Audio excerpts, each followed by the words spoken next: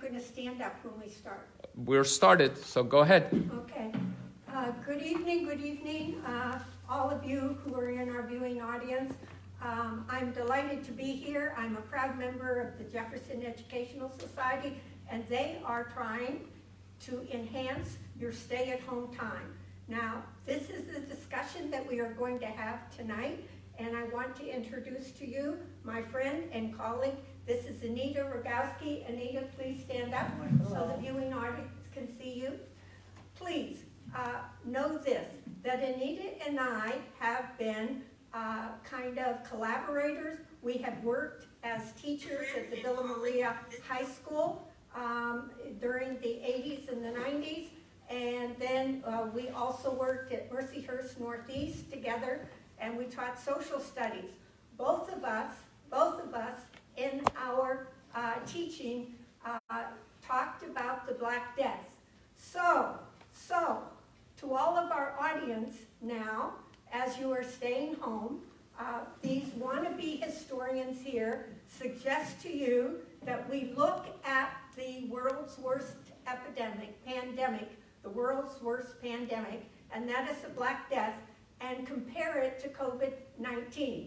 And we believe in that comparison, there are insights and surprises that we might share, and it might give us hope because we are both of us, very optimistic about a positive outcome from this enterprise, this great challenge that we face, and that is the COVID-19.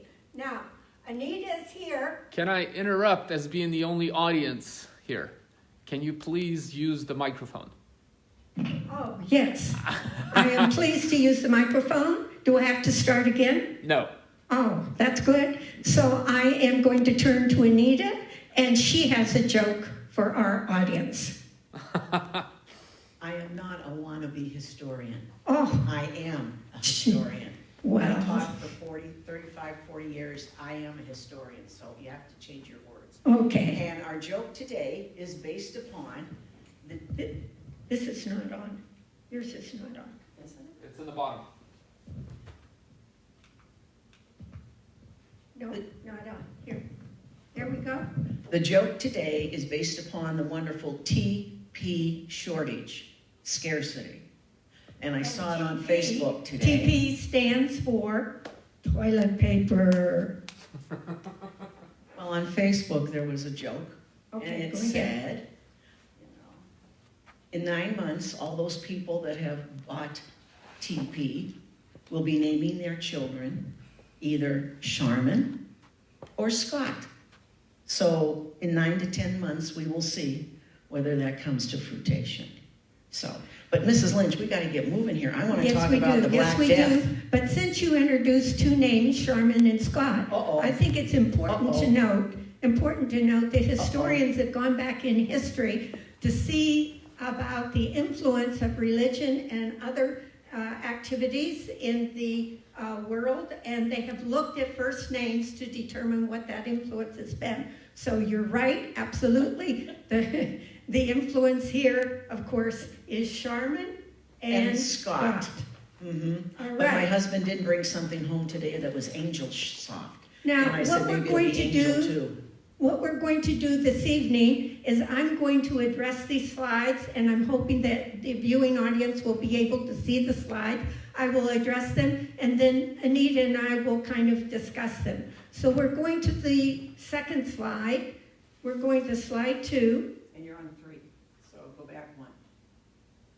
Oh, okay. There we are. All right. So now what we have here is, of course, the fact that the Black Death and COVID-19 both started in China. And as you can see from this particular map, this is the map of the Mongol Empire, and what was in existence in China was Yuan Dynasty, the only dynasty to come from outside of China. Genghis Khan and his grandson were the ones that established that dynasty. And then, of course, the Mongol Empire spread throughout the known world, all the way from Asia through the Middle East and into the tips of Europe. So they both started in China, both the Black Death and COVID-19. What do you think of that? However, the Black Plague moved west, all right, back at the Middle Ages and Yes. the Black Death.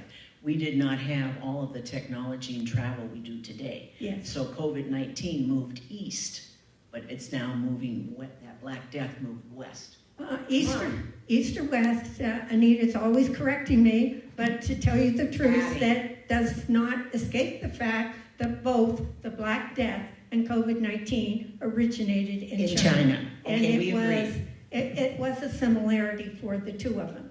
Now, this is also a similarity, and I think this is one of the most important things, and I'm sure our viewing audience already has this under their belt, that both occurred in a time of high connectivity. And by high connectivity, I mean that this is a period of time in which people took goods and other materials, whatever they could sell, and they had a course that these goods and other things took, and it took them through the vast areas of Asia into Europe. And so what you have here are two maps. One is the ancient Silk Road, beginning in China, going up through to the Black Sea, into the Mediterranean Sea, and eventually into Italy.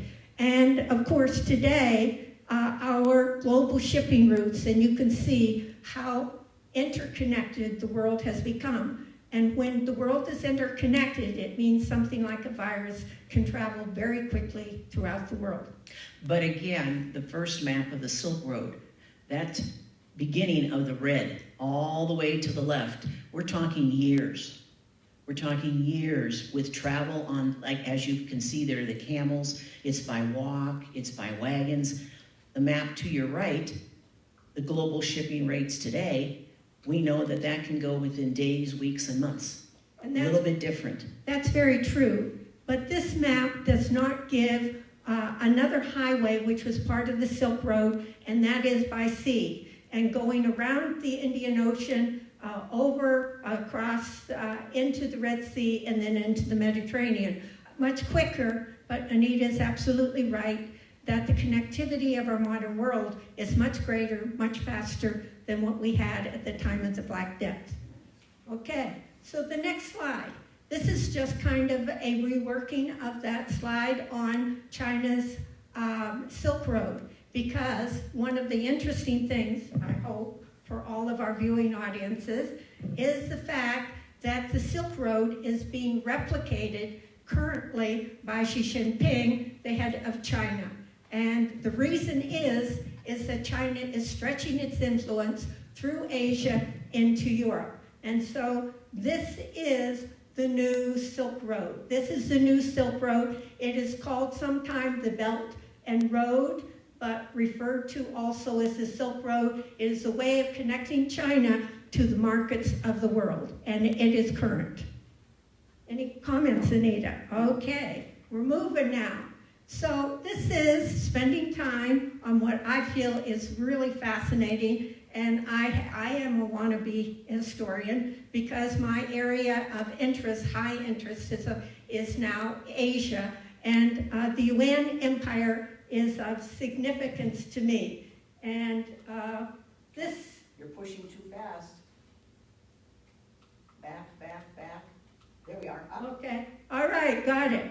Okay, now this fellow is Kublai Khan. He was the grandson of Genghis Khan. Genghis Khan was the head of the Mongols as they came into China over the wall, the Chinese Great Wall, and then established the Yuan Dynasty. And one of the things about the Mongol Empire, about Kublai Khan, is they knew what they were doing. They were very interested in creating a intersection of the empire that they helped to achieve. And this was through a postal system This is from the infrastructure of increasing the amount of roads. It's also financing trade caravans and producing and encouraging the circulation of paper banknotes. They are the first country to have paper money. So this is the Yuan Dynasty. It lasted until 1368.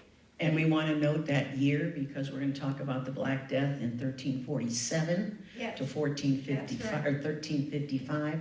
So we want to know that this is still going on after Absolutely. the Black Death. Absolutely. Okay, now, this is, again, kind of giving into my pursuit of Asian history, and that is to show the viewing audience how large the Mongol Empire was. And this, of course, is China right here. This is what we call Mongolia, and this is stretching through Central Asia into the European area. And so what is going to be critical for us to see is the Black Sea, and this is the Crimean Peninsula. So those are things that become extremely effective or ones that have a tremendous impact on the spread of the Black Plague. And you've got over on the left the largest empire in the history of the world. Yes. So many of us taught that the Roman Empire, was Neither the largest the Roman in the world. Empire nor the British Empire And was Judy. greater Mhm. than the Mongolian Empire. And this was the Mongolian Empire. Okay? Not the Albanians? Pardon? Not the Albanians? Not But according to Albania was Judy. not far from this, okay? And Ferki Faradi is in our audience. He is running what do you call the technology? And he is commenting on our presentation as we go along. And this is, of course, the area of greatest interest. We're still talking about the ancient Silk Road, but this is a outpost, if you want to call it that. It was a place where goods were transferred. It was called Kafka, and it was a Genoese area where the Genoese from Italy on the other side transported goods into the area of the Black Sea, and they were able to hold those goods at Kafka and then extend them into the Silk Road. But Kafka becomes extraordinarily important in the tale of the Black Death. All right, we're going ahead now. So, most of our viewing audience, I would assume, knows the story of Kafka, but it is worth telling that story again. And again, it was located on the Crimean Sea, but at this particular time in 1347, this Genoese outpost was being besieged by the Mongol army. And the Mongols, who had some good relationships now, were absolutely adamant that they were going to take over this Genoese outpost. And the way that they were able to do that was they massed an army of thousands and thousands of soldiers. And they came in front of the city of Kafka. Kafka was tremendously fortified. It had 2 walls containing its population. Its population was probably over 30,000. So what was happening, though, to the Mongol army at this particular time is that they had already incidences, large, significant incidences of the Black Plague. And their soldiers were dying by the thousands. And so they knew that they had lost this war with the Genoese, but they were not going to depart without leaving something that would give a reminder of their siege of Kafka. And so what they did is they took their catapults, and the dead soldiers, the thousands of dead soldiers now that were had been besieging the city of Kafka, and they took them and they hurled them across the walls into Kafka. And as a result, the Black Plague spread. And this was the first incidence, as far as we know, of germ warfare in the history of the world. Anything else? No, I think you covered that very well. Okay. We do know what a catapult is. It's like a slingshot. Yes, Something very absolutely. similar. It flies And it was over. used during the medieval period, and they usually hurled stones, large boulders.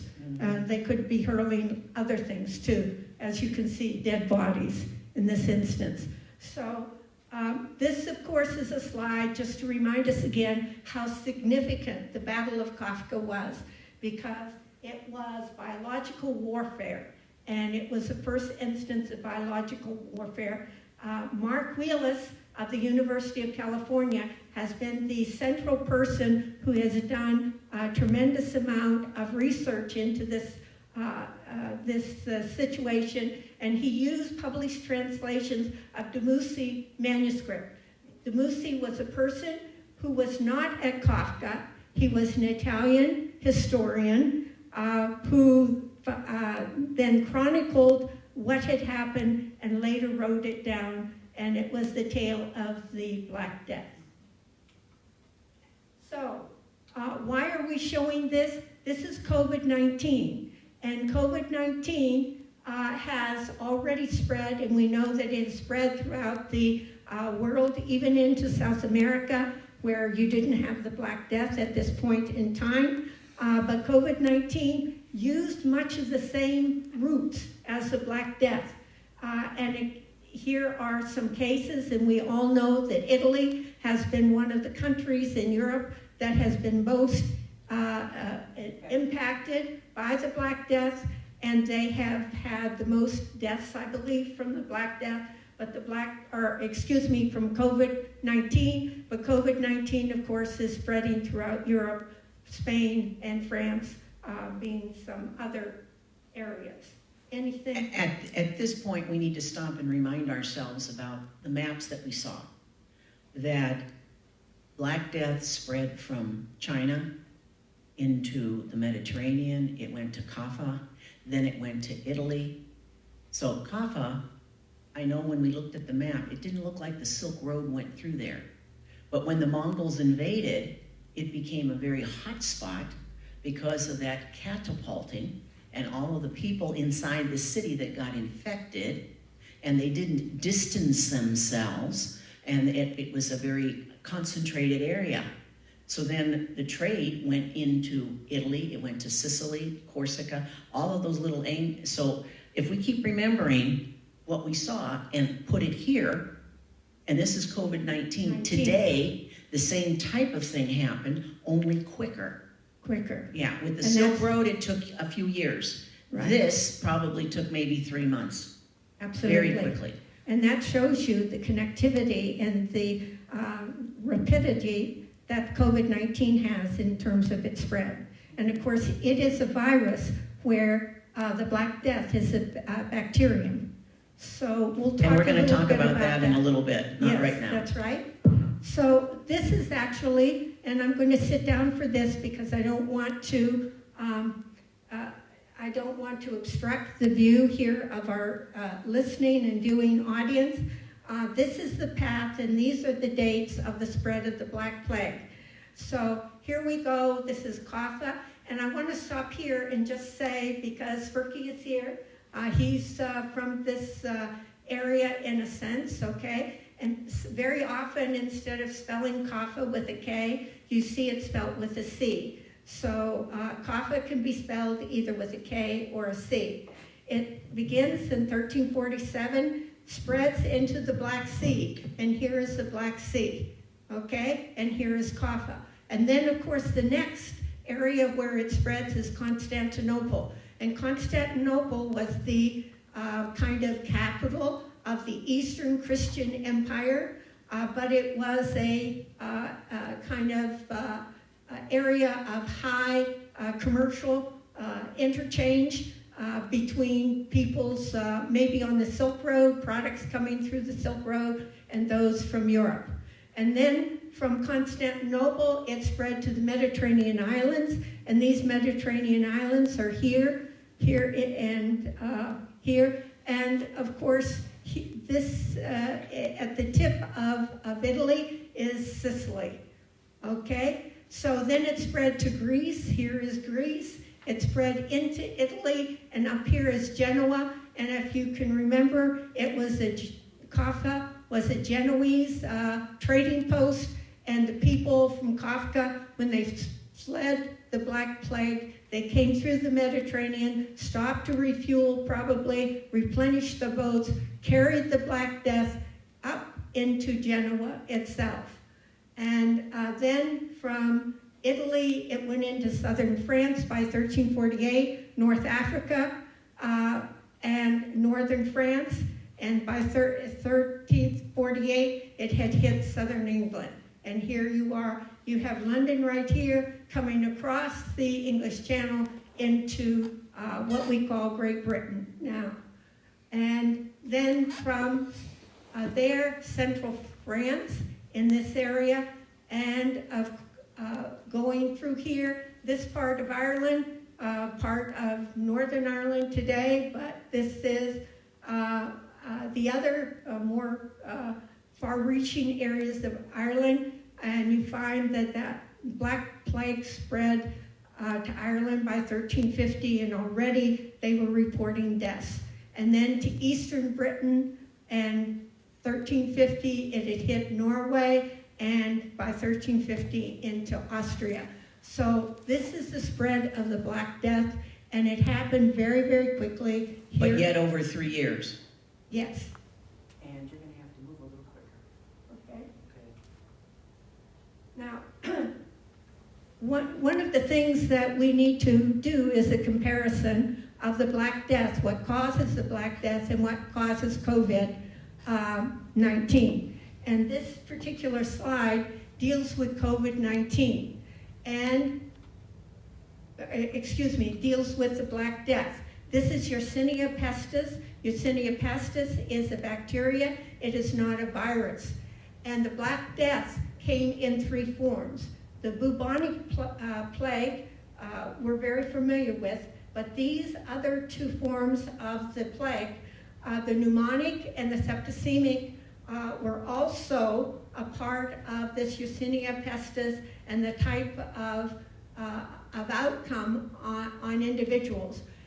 Both pneumonic and septicemic bacteria were much more troublesome, much more likely to result in death. The only people that I know of that survived the Black Death were people who had bubonic, the bubonic form of the Black Death. Again, all forms of the Black Death were caused by Yersinia pestis, and the most common form of the Black Death was bubonic plague. But each form of the plague killed in a vicious manner. And most of the infections attacked the lungs. So this is the mortality rate for the Black Death. From 30 to 75% of the people that contacted this bacteria eventually died.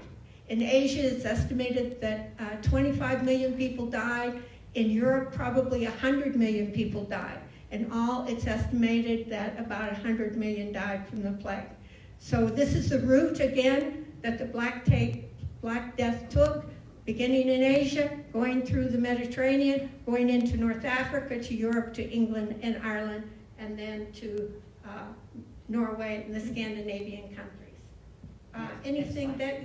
Next slide. All right, so this is climate change. And we're very familiar with this word, climate change. And one of the things is that we should know that climate change is not a new phenomenon. It's not just a 21st century challenge, but it actually was part of the climate changes of the 13th and 14th century. So the 13th century in Europe was a warming period, the 13th century. But early in the 14th century, when the Black Plague was, before the Black Plague began to spread, in the 14th century, European climate entered a cooling period. Now this cooling period was extraordinarily important. And the reason why it was important is that it produced a great famine. and it reduced the crops that were able to be farmed and produced by the area in Europe. And as a result, there were famines. And in addition to that, the famines had a permanent impact on the population of that time, that they had weakened the population to such an extent that it was unable to deal with something like the Black Plague. And this information, of course, can be found in the proceedings of the National Academy of Sciences. So anything, Anita, that you would like to say? No, not for this one, no. Okay. Now, this is climate change and COVID-19, and we should all say hurrah for COVID-19 because we have solved the climate change. And this is what has happened. Because of climate change because climate change started in China, and one of the other areas that has been significantly impacted has been the United States, and we know also that Europe has been impacted, and that the way in which these countries have dealt with this new virus is to shut down their economies. And so, in a sense, the world has been shut down, and what has been the result? We have solved climate change. Now, maybe that will not be something that will continue, but it's something that we should kind of feel as an outcome has been very positive of COVID-19. That, yep, we're all at home, we're kind of social distancing, we are doing the things that we're being instructed to do, but the outcome is not only that we may be escaping the virus, but the outcome has been that climate change, global warming, has been stopped in its tracks. But don't go on. It says there, the world experienced a significant reduction in matter pollution, Right. triggering worsening respiratory diseases. The Right. emissions have a reduction of carbon dioxide compared to the emissions in 2019, meaning last year. Okay, the satellites have detected a reduction in the nitrogen oxide. Breathing the air can irritate it. So the agencies have said that these reduced levels are shown by COVID-19. Right. So both CO2 and nitrogen oxide have been reduced tremendously by shutting down of the world's economies, particularly the two largest ones, the one in China and the one in the United States. And so this is just a summary of how the plague was spread. So the bubonic plague was, of course, Kafka was a place where the plague actually was deposited, and then people from Kafka spread it into the world of the Mediterranean. But also we know that rats picked up the bacteria. So rats are very often used as a way in which to explain the spread of the plague, because the rats would invade the ships of the time, and they would have fleas, and the fleas had drunk blood or taken blood from victims, and then the flea bites the human, and the human then is infected. So this is the whole scenario of the rat going from person to person, passing on the Black Death through infecting the person through biting. But we need to remember the society in 1348 is not similar to the sanitation, the ventilation, the bathroom facilities that we have today. Those rats were in the sewers. They were in the streets. People lived in those streets. The conditions were prompting all of this. So just by saying that it was transmitted in this way, oh yes.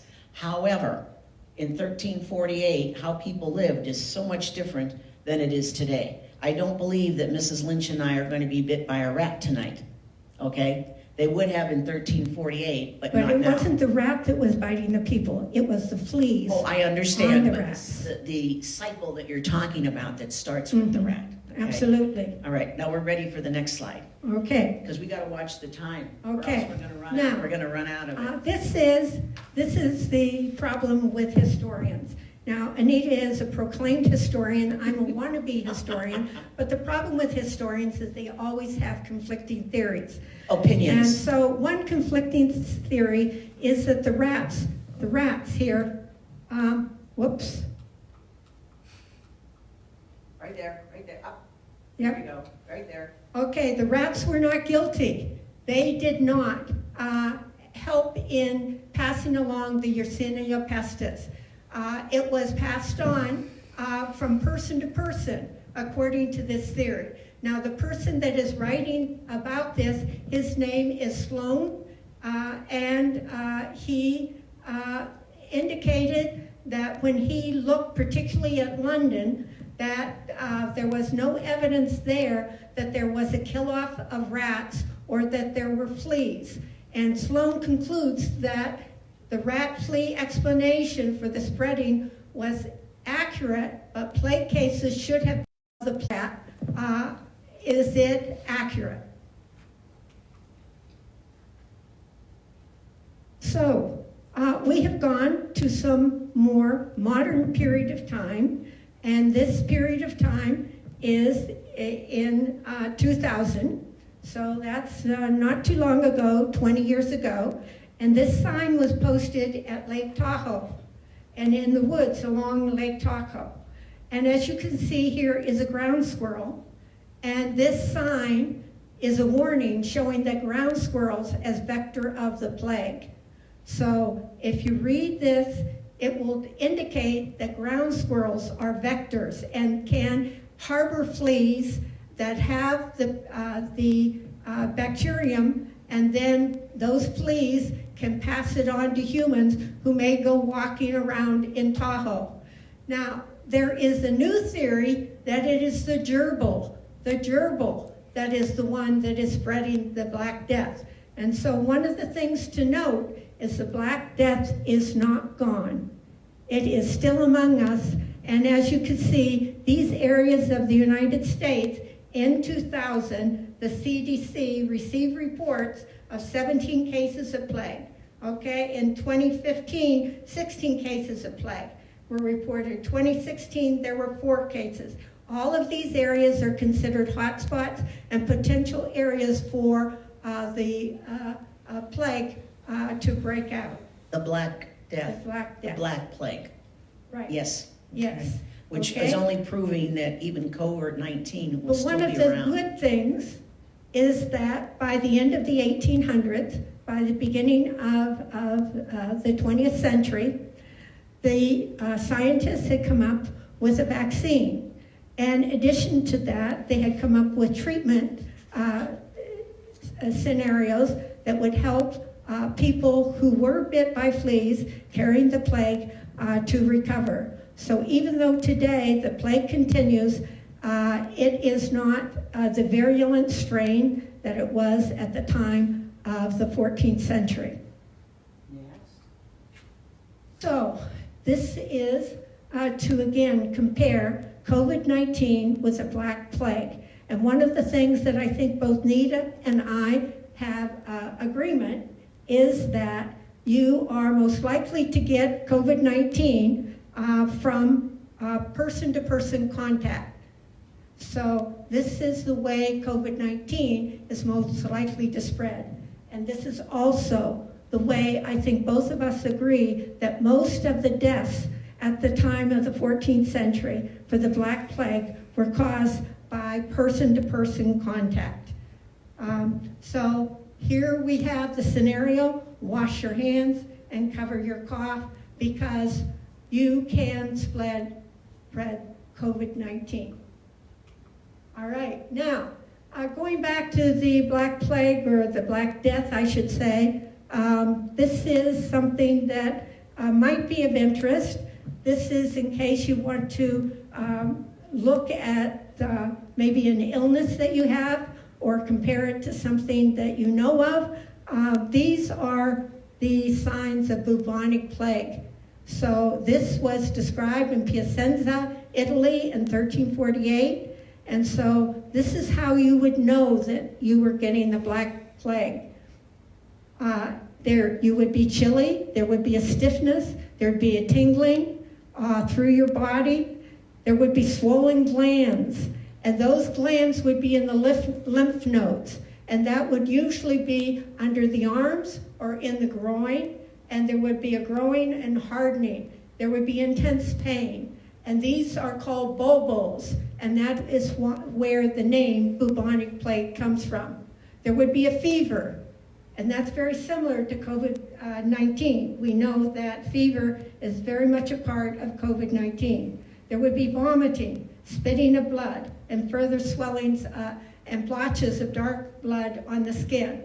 Now, after 3 or 4 days, the victim would collapse, and the victim would lapse into a coma, and then the victim dies, usually within 5 days or less.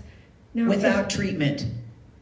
Without treatment. Again, this is again in 1348 when the population was really rubbing elbows and living very, very close proximity, and the human contact was very, very high. That's right. That's absolutely right. And one of the other things is that the bubonic plague was probably not the most virulent. It was not the most virulent form of the Black Death. The most virulent was the one that attacked the lungs, and that was the pneumonic plague. We need to remember that pneumonic is very similar to pneumonia. Yes. And pneumonia settles in the lungs. Yes, so the mnemonic that's right. settled in the lungs, even with a fever and all those other symptoms. That's right. Now, this, of course, is the symptoms of COVID-19. So we are comparing the Black Death with COVID-19. And both COVID-19 and Yersinia pestis, which causes the Black Death, start with a cough, and then a fever, and it attacks the lungs, and then it causes a shortness of breath. And death occurs within a short period. Now, this slide refers to COVID-19, so take your temperature. Do you have a fever? Do you have a dry cough? And then, is something attacking your lungs? Shortness of breath. A shortness of breath. So this would be the indications that you may be under siege by COVID-19 virus. Next one. Okay, now what did people in the 14th century do to protect themselves? And this is a slide that I feel is particularly interesting. So if you were confronted with this massive die-off in your community, on your street, in your neighborhood, and you know that it was going to likely affect you and your family, what would you do? You would go out and stockpile food. Is that like going out and getting toilet paper? Absolutely. TP. TP, okay. And you'd stockpile water because the people of the 14th century thought that the Jews were poisoning the water. And you close yourselves off. And this is, of course, social distancing. This is the same thing that we are being instructed to do with COVID-19. But then some people said, oh, that's not the way I want to die. It looks like death is inevitable. I'm going to go drinking and carousing. But with COVID-19, I think most of you know that our bars are closed. So others tried to continue their lives as normally as possible, and I put over here Florida spring term break. Many of you in the viewing audience probably saw pictures on the television, on news programs of the young people who were celebrating spring break in Florida. Then some equipped themselves with flowers or herbs. Now this is important because to know that anybody with a Black Death, they emitted a terrible stench. And so you carried around the flowers, anything that smelled good, and you kept that so that you could kind of diminish the stench from the bodies that lay around. Now, some abandoned everything and fled the disease by leaving the city. Now, this is the question for all of us, because we know that flight is something that is probably going on right now with COVID-19. Are people leaving the high incidence areas of New York, California, Washington, and going elsewhere in order to escape COVID-19? Again, back at the time of the Black Death, we need to realize that those people that were the upper echelons, the merchants that could afford it, they left the cities and they went to their outlying estates. There's also proof that a couple of the popes went to their summer retreats rather than stay within Rome, where again in Italy, the death toll was very, very high. So we had that at that time too. And one of the things we should point out is that this Black Death was so much more serious, more likely to end in death for those who were poor, who lived in tenements in crowded sections of the cities of Europe. We have about 15 minutes. All right. What did the people of the 14th century do to protect themselves? And I think this is one of the most interesting because when we talk about the Middle Ages, and this is the middle of the Middle Ages, people were, of course, of one denomination, the church. It was the Catholic Church at the time. The church head, the Pope, was in Avignon, not in Rome, but the people turned to prayer. They turned to prayer in order to provide consolence to themselves, but also protection. And so this is one of the things that I found out, and this was such a surprise to me.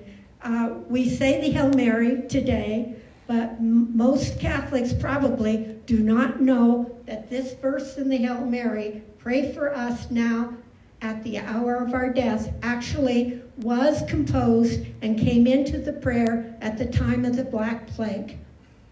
And this picture kind of tells the whole thing.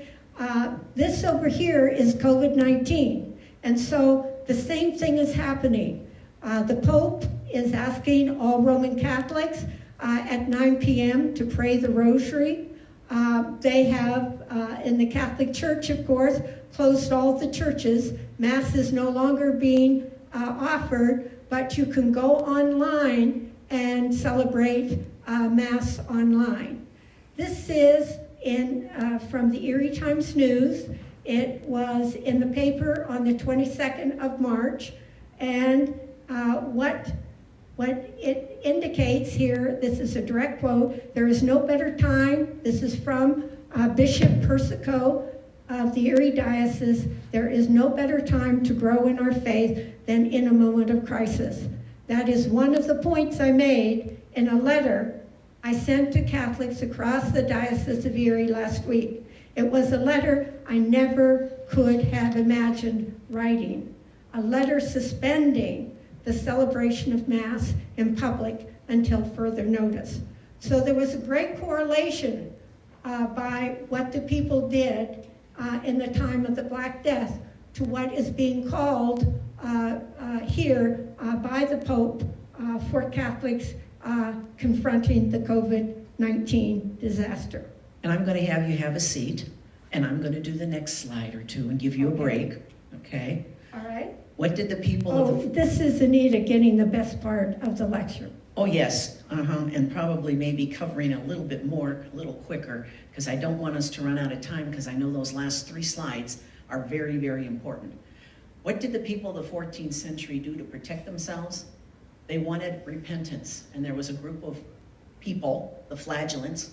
They wandered, like Judy's going to highlight there, from town to town, whipping themselves and each other with scourge. And in the picture, you will see that. They believed that the plague was a punishment from God, and they would go up and down from city to city and small village to village, and hopefully gain followers. And they thought that they were guilty, that they needed to be mutilated so that they would atone for the sins of the world, and then the plague would pass. All right? Okay. Now, Next one. I will add, though, that once they got to Avignon, where the Pope really was very dissatisfied with some of the things that had happened by the flatulence, and so he put an end to them. So, What did the people of the 14th century do?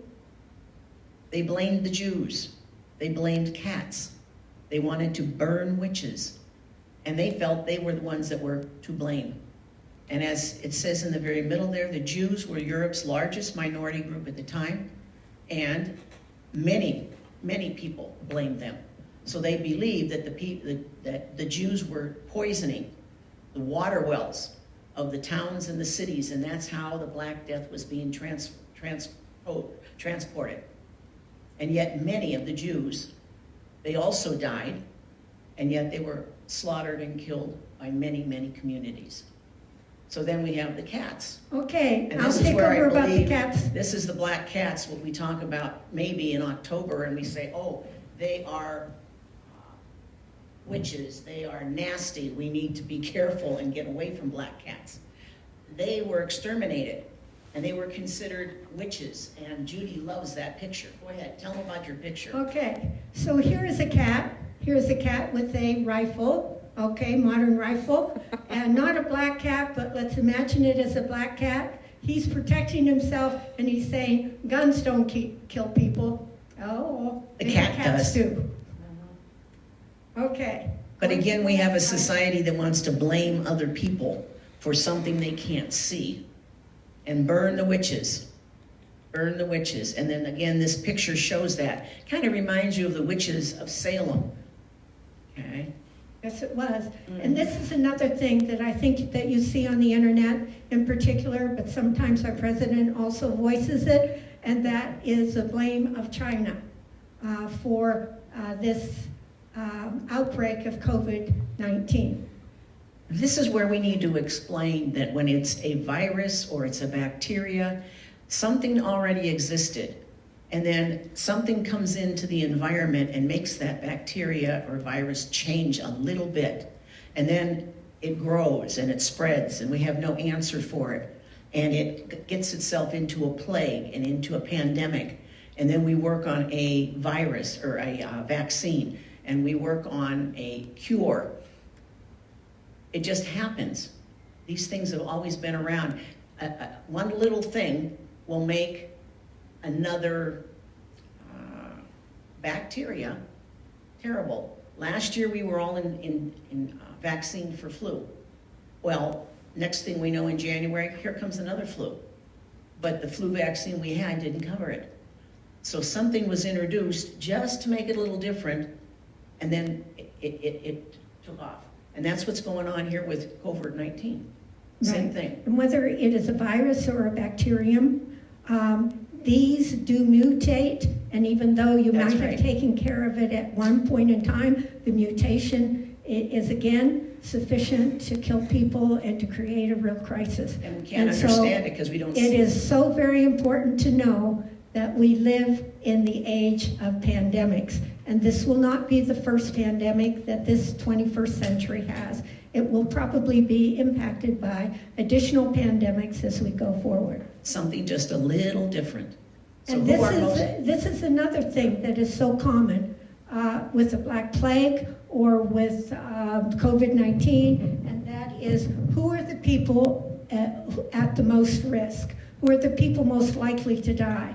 First of all, those who live in very crowded conditions. It's the poor, the homeless, people who live in crowded cities. And so that was true with the Black Death, the people in the tenements, the poor who lived in the streets, and it's also true with COVID-19. And this is the fear. This is the fear now that this virus will come into the Syrian refugee camps and will decimate the entire population because the world does not have the resources or doesn't seem to be able to marshal the resources in order to fight this pandemic. And this is the same thing. And this is, of course, Syria.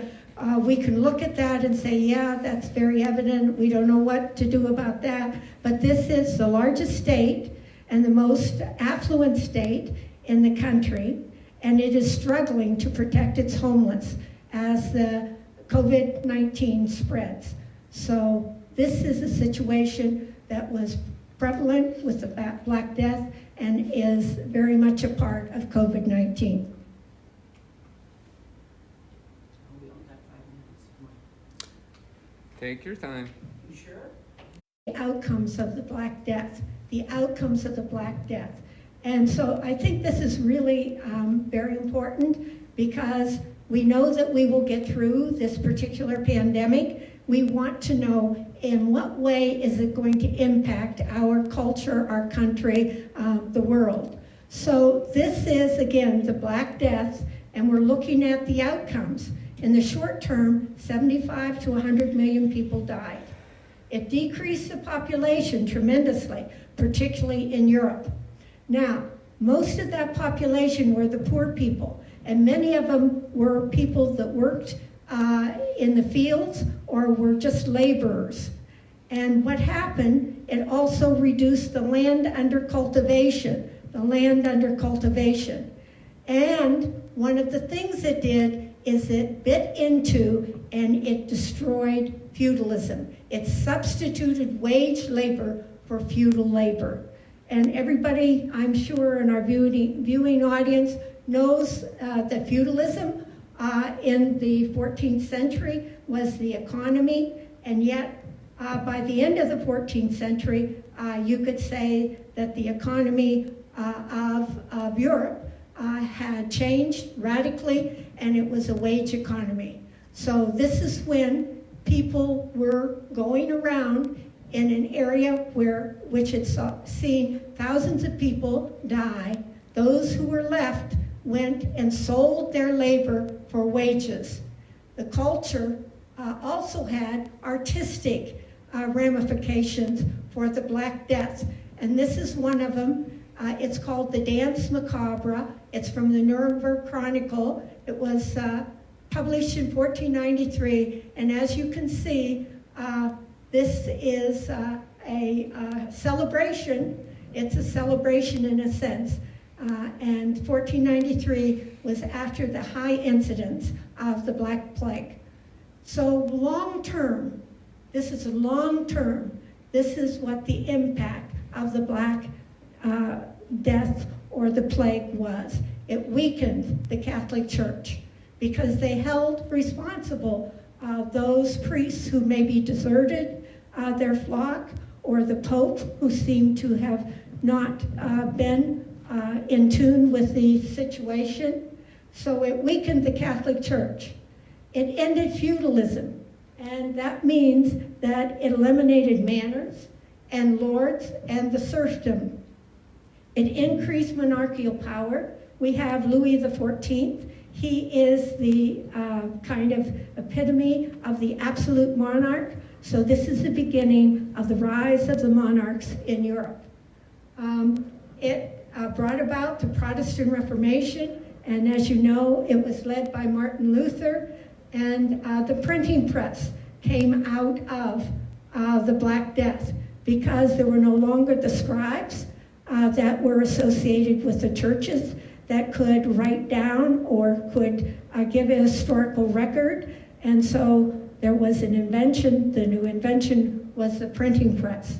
And it also caused the growth of science because people understood that the real roots of the Black Death were something that they had to get to and they had to have more understanding and knowledge about. And this is then the beginning of the modern world. So what did the Black Death produce? It produced our modern world. All right, going ahead. So how was government impacted in the 14th century by the Black Death? Now, I've said that I'm a wannabe historian. Anita is a historian, but I am a politician. And I am very concerned about the impact of COVID-19 on the democracy that we have in the United States.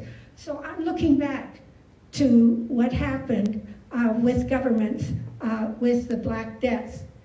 And I found this, and I thought it was just fascinating, This also came out of Sloane's book, Black Death in London, and he is quoting here the King of England. Now that was King Edward III of England, and he said in a written statement, whereas lately by reason of the deadly pestilence, we caused the Parliament to be prorogued, and that means suspended, and because the aforesaid pestilence is increasing, we have thought fit to postpone the said Parliament until we shall issue further summons.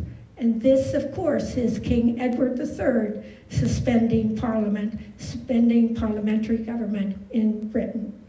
On March 10th, 1349, King Edward III of Britain accepted the fact that his postponement of the January Parliament would effectively have to be indefinite. So this is the impact that the Black Death had on the democracy or the republic in England. So the question is there going to be a similar weakening of the democratic characteristics of our American republic? So will the House and Senate close its doors and vote remotely? And for anybody who is watching and listening to all of the news that is coming from Washington, you know that this is very much under discussion, that both the House and the Senate would adjourn and they would vote remotely. Now, Politico, which people understand is a source of information, it says that anxiety is growing in the Capitol. And I can tell you that's true. In Washington, D.C., there are many people that are extremely distressed and wondering what, in fact, is going to be the impact of COVID-19 on our republic. Next slide. Okay. So what is the government? What is the impact? Number one, we put up there Republicans in several states have decided to cancel the primary, postpone their primary and their caucuses. Trump became the presumptive Republican nominee in March 17th, after securing a majority of the delegates. Pennsylvania, as of yesterday, has just moved its primary from April 28th to June 2nd. Again, we have a closed primary. Will the Democratic National Committee proclaim Biden as the winner here in Pennsylvania and forgo other primaries? A good question. Notice it's a question mark. Now in the yellow here, we have placed, will the National Party conventions, which normally are scheduled in August, which is Republican, the Democrat in July, are they going to be canceled? And if they are, how are we going to really back our candidates? And how will we actually nominate them? How are we going to do all of that? I mean, if we cancel stuff, things are not going to work right. So then we put over in the right-hand side, there's a stimulus package before Congress. Congress is still kind of in the midst of deciding what they're going to do. What is the cost? Where's the money coming from? Are they going to be able to actually compromise and pass the bill? And as you know, Congress always ends up adding things to a bill. So we're not just talking about a stimulus, we're talking about some of the extra things that get tacked on by the Democrats or the Republicans. So our stimulus package is still questionable. And our next slide. Okay, now this is one of the things, please, for our viewing audience to note. This is, even though we know that we will go through COVID-19, it will not be the end. That COVID-19 was probably only the beginning, and there will be new coronaviruses that will come before the world, and we will have to be ready for them. This slide shows you about the Black Death. And the Black Death is certainly something that was at its height in 1347, 1348, 1349, ended 1351. It was at its height. But it has continued. It has continued. And even though we have a vaccine that was first available in 1890. We know that the Black Death does continue and still causes deaths. So these are the years that it reappeared in Europe, and this, of course, is the plagues in the United States. 1,000 to 3,000 cases reported annually across the world and in the United States, Africa, Asia, northeastern Brazil, the Andes Mountain regions, and here in the United States, 19 to 40 cases a year, mostly in the western areas, of black deaths have been evident. And about 15% of those who contract it die of their disease. So will there be related outbreaks of COVID-19? Most certainly, in my opinion, most certainly. Now, we also have to remember that we had a vaccine for the Black Death. We said that one was formulated. So those cases in New Mexico and Arizona, it's possible they were not ever vaccinated for the Black Death.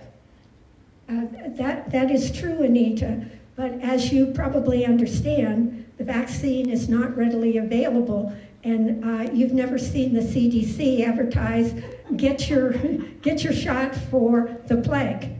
But I'm sure that the people that live in those two areas, if they are hikers and they are outdoors people, maybe they've gone to their family doctor and said, I would like to be vaccinated so that when I'm out and about, I'm not going to get bit by a squirrel or a, what was the other rodent you said? Gerbil. A gerbil. Okay, I'm not going to get bit or a rat. Bit, not by them, by fleas that inhabit inhabit the fleas them. that were on them. So maybe some people have been vaccinated, but you're right, it's not a popular thing. But this is a good thing, Anita.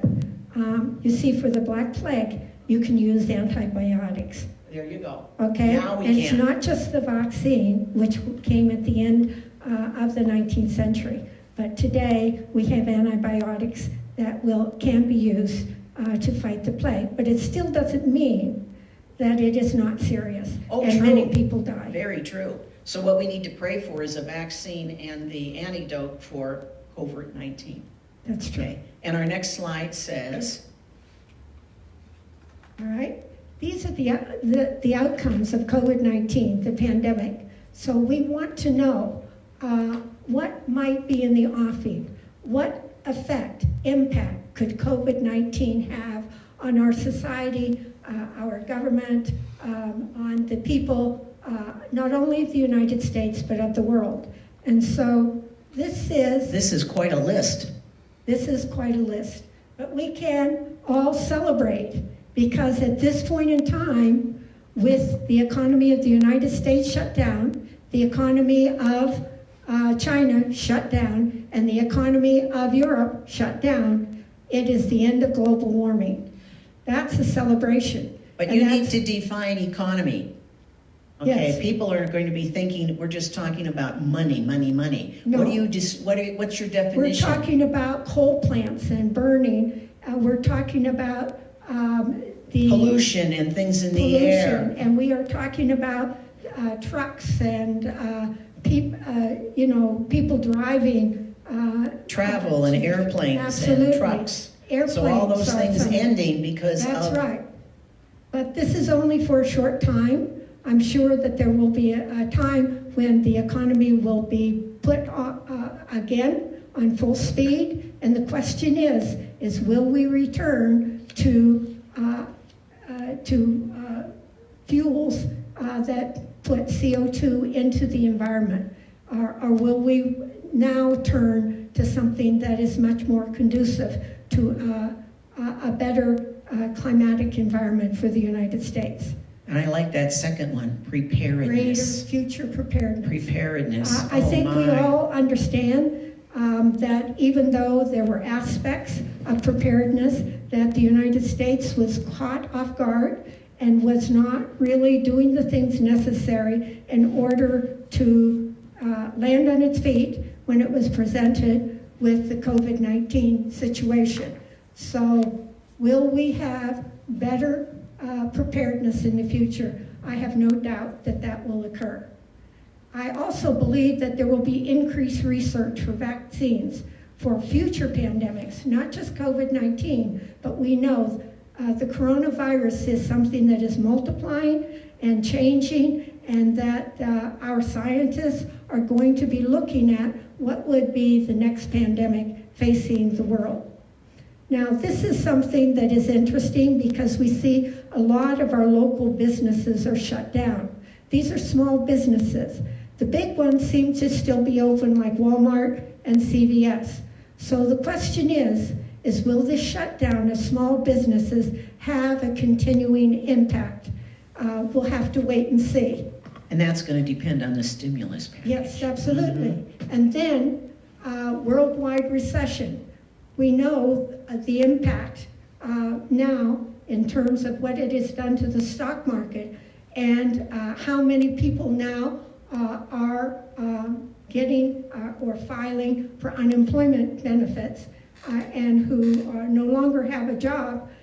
We know all of these things that are happening. And it appears as if when we can come out of this tragic situation of COVID-19 pandemic, that we will probably be facing an economic crisis or a recession. Now, this is the big question for me. It may not be for you, Anita, or maybe for our viewing audiences, but I would like to know what impact the COVID-19 will have on our democratic institutions. Will it weaken democratic institutions? Going to businesses, I think the businesses may come out of the situation and say, hey, we should not be doing the outsourcing that we do, because when we outsource, we rely on a whole chain to supply the goods that we need to produce the products. And so you may have businesses reassessing their supply chains and changing them. You might Buy also, American. Buy American. Buy American or buy local, right? Move to establish less business connectivity. This will be interesting because the reason why COVID-19 has spread so rapidly, it's because of our connectivity and because it spreads from person to person. So will there be less connectivity? Will airlines, again, fly to the extent that they did before this epidemic? Now,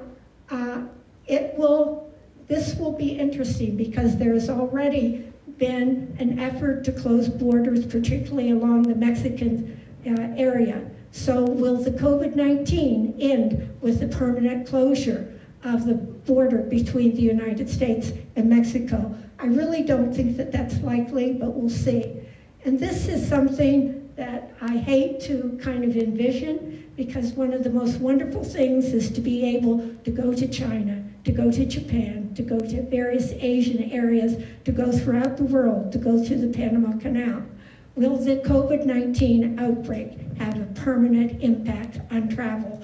And will we see that such things as your cruise ships perhaps go bankrupt and not continue in the way in which they were before the COVID-19?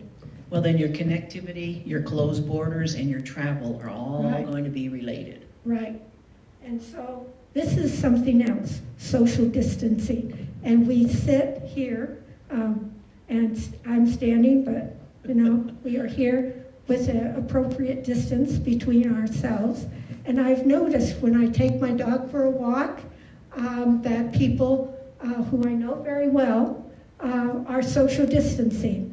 They're very polite, they're very sociable, but they are staying about 6 feet from you. So will this be something that becomes a norm? And this is something that we need to think about. I have a feeling that we will not become the supporters of the World Health Organization or other world organizations, but we need to know that we live in a world that is connected, and that we have to be ready to cooperate on a worldwide basis and to work with other countries and other peoples in order to combat the pandemics that we know that will be coming in the latter part of the 21st century. With the use of technology. Right. Absolutely. Oh, and this is what, do you think this will be the new norm? What do you think? What do you think, Berkey? I think if you're getting that close, it's already Okay. too late. Yeah. All right. And so let's go to the next slide. And these are the sources that I have want to bring to your attention. There are many, many more sources, and you can go to the internet. You can actually, I believe, get into the Erie County Library catalog and see the sources that they might have. But these are ones that are very good. And if you want to explore this topic to a greater extent, these are areas that, these are publications that you might want to look at. Now, this particular lecture could be used by teachers, maybe in Fairview or elsewhere, who have to put together lesson plans. And a social studies teacher needs to, particularly if they're looking at Western Civ, talk a little bit about the Black Plague. Oh, Don't you think absolutely, so? absolutely. Mm. And then one of our last bibliography entries there, the COVID-19, my son got online and sent this YouTube video to me, and it's probably about 6-7 minutes. It is a very, very well put together explanation, a little bit on the comic side. It's not with talking people, but it explains the virus, it explains what it's made up of, somewhat similar to some of these slides that we went over to, but again in about 5 minutes. And it is the type of thing that can be shown to any age bracket. So if you would like, get online and look for it. And it's called the Covert Virus and the Explanation of What It Can Do for, and an explanation of what it is. That's what it is. COVID Okay. and what it is. All right. It's very good. Now, for the viewing public, again, I want to express our appreciation. We hope that you have stayed with this lecture. We could understand maybe that it's not the subject of your greatest enjoyment, but it's information that is probably beneficial. So I invite anybody who would like a copy of our PowerPoint to contact me, and you can email me at lynch@velocity.net. Please provide your name and address, because I will send it to you by snail mail. And so if you would like a copy of this PowerPoint, it would be available to you, and just use this internet address, lynch@velocity.net. And history does repeat itself. History repeats itself. And I think that we can leave with just saying that, We have questions. we do have questions, so we're not leaving. So what are our questions? All right. We'll get through some of the questions online and via Facebook. One of the questions I think that we already got to, but the Black Plague is still around. Is it possible that in other parts of the world that the Black Plague is killing in masses as it was once, or is that pretty much? No, I don't think so. As far as I know, that is not happening. However, every year there are instances of the Black Plague, and that's not only in the United States, but that's worldwide, particularly in the Southern Hemisphere with warmer weather. It seems like the plague, even though in the 14th century it really developed in the cold weather from November to April was the height of the Black Plague. However, the Black Plague that we have today seems to be in the Southern Hemisphere Well, it's had and 300 the years to United be States, completed. in the western part of the United States. All right, we have a question here. It says, "Thank you, Judy and Anita, for your wonderful presentations. In today's times of global connection and science, do you think we should be better positioned fighting a pandemic, or do you think, or do you see the patterns of disbelief or even irrational behavior?" I think there is a pattern of irrational behavior and there is disbelief. But in my opinion, we will come out of this with the intention of being prepared in the future, and that people will understand that this pandemic, as big as it is and as tremendously influential as it will be, okay, is not going to be unique, that there will be pandemics that will follow it, and we have to be better prepared. As there was repetition of the Black Plague over many times or many years, do you feel there will be a repetition of the coronavirus? Yes, I do. It may not be COVID-19. Now, what is interesting about what I'm reading about the COVID-19 is that, of course, it was given the designation of 19 because that was when this particular coronavirus was discovered in China in 2019. But the coronavirus is a virus apparently that's very susceptible to mutation. So this is not the last. We will see more, perhaps not of COVID-19, but COVID-20, COVID-21, COVID-25. But it'll be based on 19 with a little mutation. It could be. Yeah. Just like we explained a little bit about the flu from last year. Mm-hmm. There was a flu vaccine, and then another flu came out, and people got very, very sick from it because it was a mutation of the original flu. The same thing's going to happen for COVID-19.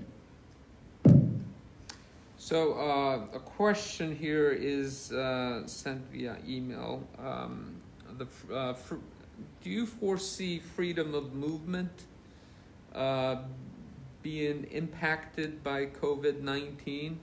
I am extremely concerned. I think that is a real strength that we have in the world today, that we have a tremendous fluidity. We have businesses, we have all sorts of things that are being produced, and they go from place to place to place to place. Raw materials from Asia perhaps coming into the United States. I am very concerned that in the future that this connectivity will not be as, let's say, open and as prevalent as it is today. Mm-hmm. Another question here, going back to the Black Plague. Were nations working together back then as we are at least trying to do that today? No, which is very interesting, because when you look at Italy, it was divided into city-states, and those city-states were extremely competitive, and there was not always good relations among them. And so even the Pope himself had moved from Italy to Avignon in France. And so, but the French nation wasn't what we think of it today. It too was divided into various parts. And Britain was too. We call it Britain, but it was England and Scotland and Wales and Ireland. So, you know, that was a division. So if you go back to the time of the 14th century, the world was extremely divided by borders. That's not so true today. The country of Italy is a country. And of course, we have the European Union, which is a tremendous kind of a way in which to get rid of borders and to have people free to move from one place to another. And of course, then we have the lanes of connectivity and the way in which goods go from place to place in our modern world. I think that that will be impacted, maybe just for the short run, though. And we have to remember that back at the Middle Ages, the feudal system was such that there wasn't cooperation from one to the other. And the fact of the Mongols, when they attacked Kafka, the whole idea was, we're going to take you over and we don't care why. And the feudal system was not cooperative. It was not compromised. There was no working together at all. None at all. All right, let's leave on a positive note. What Yes. is the positive news you can give to our audience or I think hope? the positive note is to know that out of this, and we will come through it, and not only that, I think that there will be great pride in what we accomplish in combating this virus. So when we do come out of it, we will say, good job, well done, and think about the people of the world and what they have marshaled in order to defeat this virus. However, we will have pandemics in the future. And so we need to have greater preparedness. And I think that also will come as a result of fighting this battle against COVID-19. We know that this will be part of the future of the 21st century, and that we need to have, a much better way to safeguard our population and our economy. Okay, thank you, Anita. Thank you, Judy. Until the next time, people at home, we have a program, meditation and mindfulness program tomorrow at noon, right here live on the Jefferson Facebook page. Thank you and good night.